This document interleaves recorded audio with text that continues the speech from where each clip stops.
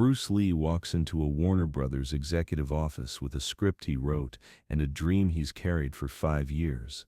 The producer looks at him, laughs, and says, "Get me a real American to play this role." What Bruce does in the next 18 months doesn't just prove the producer wrong, it changes what's possible for Asian actors in Hollywood forever.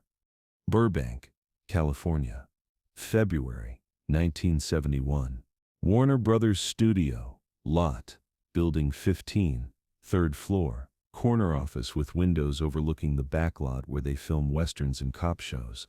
Bruce Lee sits in a leather chair across from a man whose name he'll never forget but will never say publicly, the producer. Mid-50s, expensive suit, cigar smoldering in a crystal ashtray.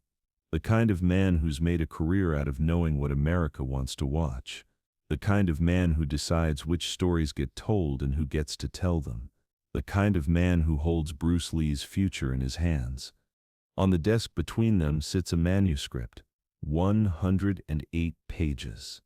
Typed, bound with brass fasteners. The title page reads The Warrior, created by Bruce Lee.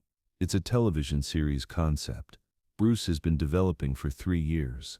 A Chinese martial artist traveling through the American Old West, half Western, half Kung Fu film, a wanderer helping people, righting wrongs, teaching philosophy, fighting injustice. It's High Plains Drifter meets Enter the Dragon. It's everything Bruce believes television could be, if someone would just give him the chance. Bruce has been in Hollywood for 7 years. Came here in 1964, after his demonstration at the Long Beach International Karate Championships. A Hollywood hairstylist named Jay Sebring saw him perform the 1-inch punch, told a producer named William Dozier about this incredible Chinese martial artist. Dozier called Bruce in for a screen test. Bruce performed. Dozier was impressed but didn't know what to do with him. Too Chinese for leading roles, too skilled to waste on bit parts. So Dozier created a role, the sidekick in The Green Hornet, a television show that lasted 1 season, 26 episodes.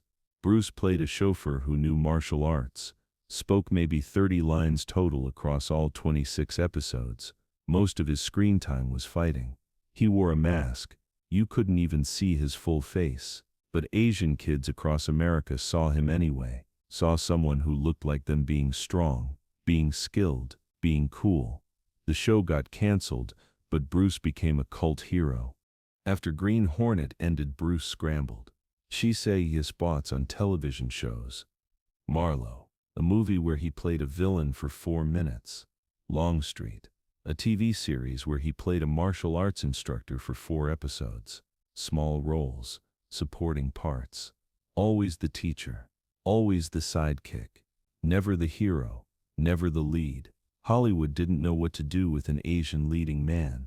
The last time an Asian actor led a major Hollywood production was Anna May Wong in the 1930s, and even she got passed over for white actors in yellowface playing Asian characters. That's the legacy. That's what Bruce is up against. But Bruce isn't just an actor. He's a creator, a philosopher, a martial artist with something to say. So he writes, he develops The Warrior, a concept that lets him be the lead, the hero, the center of the story.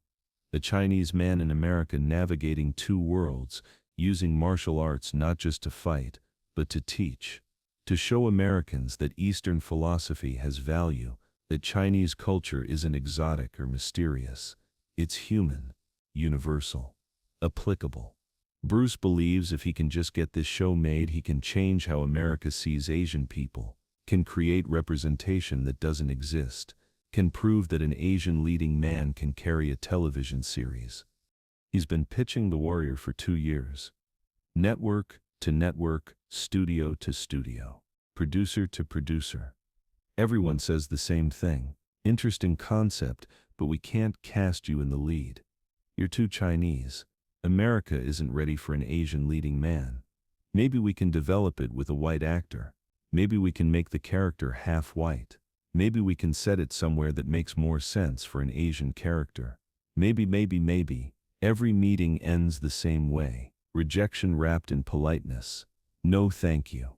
Not interested. Will pass. But Warner Brothers is different. They're developing a project called Kung Fu, a Western about a Shaolin monk traveling through America. It's suspiciously similar to The Warrior. Same time period, same basic premise, same genre blend. When Bruce hears about it, he's hopeful. Maybe they'll want to combine projects. Maybe they'll want his expertise. Maybe they'll want the guy who actually knows Kung Fu to star in a show about Kung Fu. That makes sense, right? That's logical. That's fair. So here he sits, in this office, with this producer, explaining his vision for The Warrior, how it's not just fight scenes, it's philosophy, it's character development, it's showing Americans a different way of seeing conflict and resolution. The producer listens, nods, flips through the manuscript, asks questions, seems engaged. Bruce starts to hope, maybe this is it. Maybe this is the meeting that changes everything. Maybe 7 years of grinding finally pays off. Then the producer leans back in his chair, taps ash from his cigar. The cherry glows red then fades to gray. Looks at Bruce with an expression that's not quite cruel but definitely not kind. Something between pity and condescension. The look someone gives you when they're about to deliver bad news but frame it as reality, as if they're doing you a favor by being honest, as if the truth absolves them of responsibility for how the truth destroys you. He says, Bruce, we love the concept. Love it. The words come out smooth, rehearsed. Like he said variations of this speech 100 times to 100 different people who don't fit Hollywood's mold. The Kung Fu angle is fresh. The Western setting gives it broad appeal. The philosophy stuff is interesting. Audiences are hungry for something different. We want to make this show, and Bruce's heart lifts for half a second. We want to make this show. That's what he came here to hear. That's validation. That's opportunity. That's 7 years of grinding finally paying off. But here's the thing. Those 4 words. But here's the thing. Bruce's heart sinks because he knows what's coming. He's heard this transition before in a dozen different offices with a dozen different executives. But here's the thing.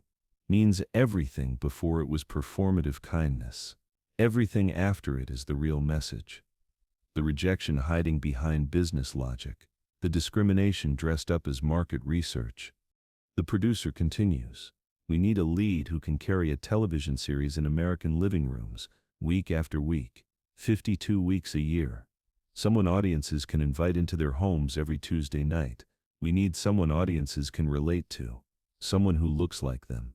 Someone who feels like America. And Bruce knows where this is going, but he sits there frozen, hoping he's wrong, hoping this time will be different, hoping 7 years of proving himself means something. And the brutal truth is you don't look like America, Bruce. The words land like physical blows, each one precise, each one designed to destroy. You don't look like America, as if America has one look. As if the millions of Asian Americans living in this country somehow don't count.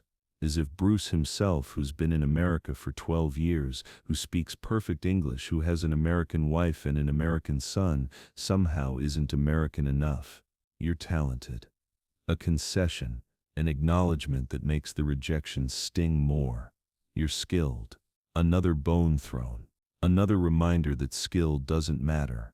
You're a hell of a martial artist. The one thing they'll give him. The one box he's allowed to occupy. Not actor, not creator, not leading man, martial artist. Forever and always. The exotic, skilled foreigner. But American audiences aren't going to tune in week after week to watch a Chinese guy. Chinese guy. Not Chinese American. Not actor who happens to be Chinese. Chinese guy. 2 words that reduce Bruce to a category. To another. To something less than human. That's just reality. That's just business. That's just how television works. The producer says this like he's explaining gravity. Like he's describing a natural law instead of a choice. Instead of a system he helps maintain. Instead of gatekeeping he could change, but won't because changing requires risk and preserving the status quo is safer. Bruce tries to argue, says the warrior is specifically about being Chinese in America, says the whole point is showing a different perspective, says he's the only person who can authentically play this role because he's lived it. He is a Chinese martial artist in America. He understands the character because he is the character. The producer waves this away, says they can make those themes work with the right lead, says authenticity is less important than relatability, says they need someone American audiences trust. Then he says it. The line Bruce will remember for the rest of his short life. The line that encapsulates everything wrong with Hollywood in 1971. The line that makes Bruce's blood boil and his hands clench and his jaw tighten. The producer looks directly at Bruce Lee. At this man who has dedicated his life to martial arts and philosophy and bridging cultures.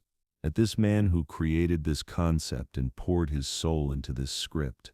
And the producer says, "Get me a real American to play this role. Not a better actor, not a bigger name.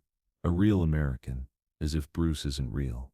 As if being Chinese makes him less than. As if his 7 years in Hollywood and his skill and his talent and his vision count for nothing because his face doesn't look right.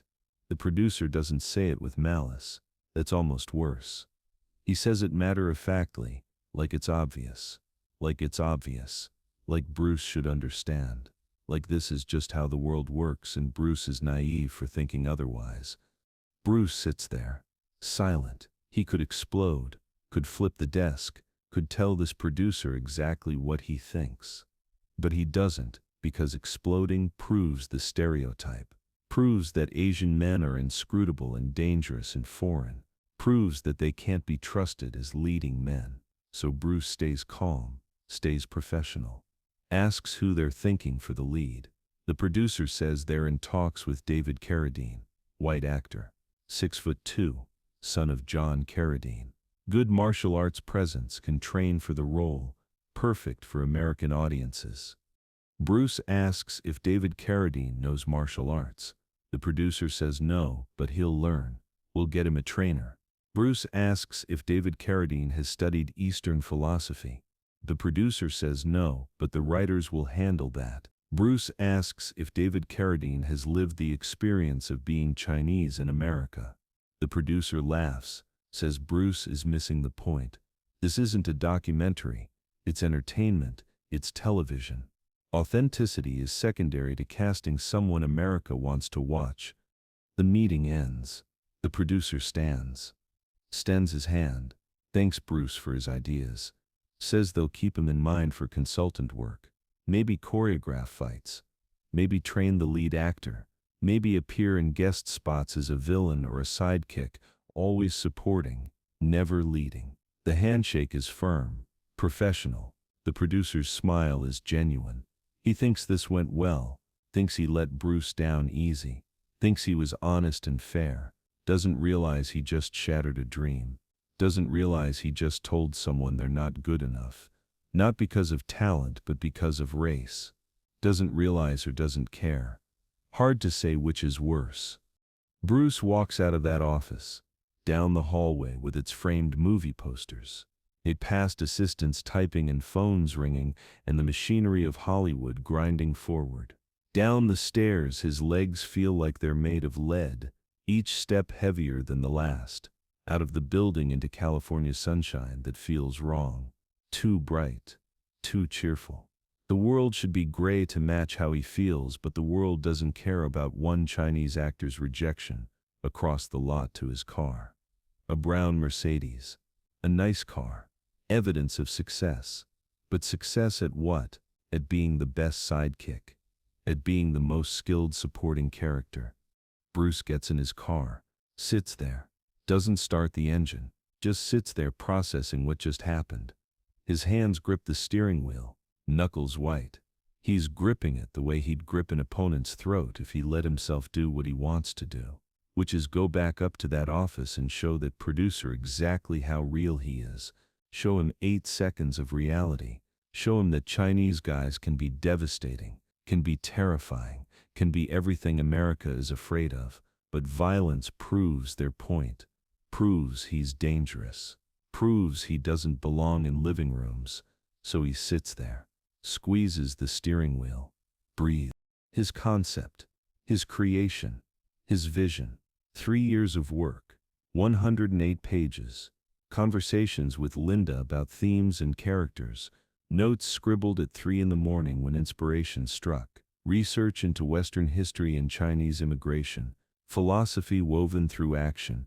It was going to be important, was going to say something, was going to show Americans that Chinese culture isn't exotic or mysterious, it's human, universal. It has value, it has wisdom, it deserves respect. And now it's going to be made with a white actor. Going to be another example of Hollywood taking Asian stories and giving them to white actors. Because white actors are real Americans. Because white actors are relatable. Because white actors sell. Bruce starts the car, drives home to Bel Air. A nice house, another marker of success. Linda is in the kitchen making lunch for Brandon. Bruce tells her what happened. Tells her about the meeting, about the producer's words, about "get me a real American." Linda's face goes hard. She's furious. Her anger is clean and pure in a way Bruce's anger can't be. She's white. She can be angry at racism without being told she's overreacting, without being told she's too sensitive, without being told it's just business. She tells Bruce to fight it, to make noise, to go public, to tell everyone what Warner Brothers is doing, how they're stealing his concept, how they're choosing a white actor over the creator, how they're perpetuating yellowface in 1971. Bruce considers it, sits at the kitchen table with cold coffee, and considers going to war. He could call the press, could tell them the story, could make Warner Brothers look bad, could force them to defend their choice to cast a white actor as a Chinese character. But going public means burning bridges, means making enemies in an industry where he's already an outsider, means being labeled difficult, and difficult means never working again, means being blacklisted, means the few opportunities he has dry up completely. The system is designed to silence him, designed to make him complicit in his own erasure. If he speaks out, he's ungrateful, ungrateful for the scraps Hollywood tosses him. If he stays silent, he's complicit, complicit in the yellow face. Complicit in the yellow face. Complicit in the yellow face. There's no winning move, just degrees of losing. Bruce makes a decision. If Hollywood won't let him be the lead, then he'll go somewhere that will. Hong Kong, his birthplace. The city has a thriving film industry, and they're hungry for someone with Hollywood training and authentic martial arts skill. Someone exactly like Bruce Lee. Raymond Chow from Golden Harvest Studios offers Bruce a 2-picture deal. Leading roles, complete creative control.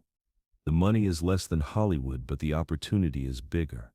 Bruce accepts, makes The Big Boss. A revenge film about a Chinese immigrant worker who fights corruption. It's not sophisticated. The plot is thin. The acting is melodramatic. But Bruce is magnetic.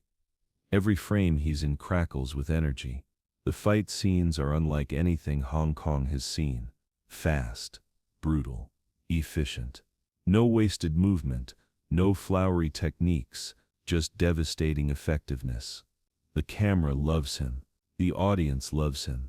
The Big Boss breaks every box office record in Hong Kong history. Bruce immediately makes a second film. Fist of Fury. Another revenge story, this time about a student avenging his murdered teacher.